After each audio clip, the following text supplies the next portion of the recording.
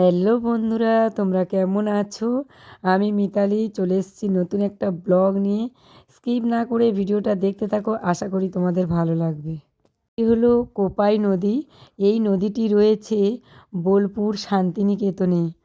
নদীর রূপ বর্ণনা করে বিশ্বকবি রবীন্দ্রনাথ ঠাকুর লিখেছিলেন, আমাদের ছোট নদী চলে আঁকে বাঁকে, বৈশাখ মাসে তার হাঁটু জল থাকে, পার হয়ে যায় গরু পার হয় গাড়ি, দুই ধার উঁচু তার ঢালু তার পাড়ি।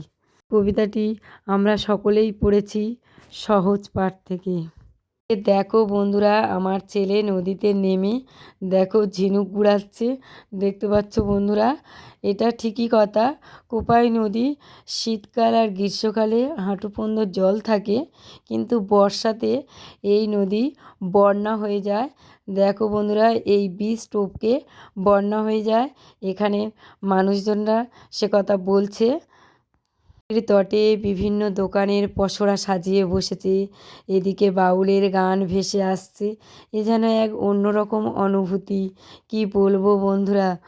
দেখো, আর ভিডিওটা কেমন লাগলো কমেন্ট করে জানাও। কোপাই নদী তোমাদের দেখা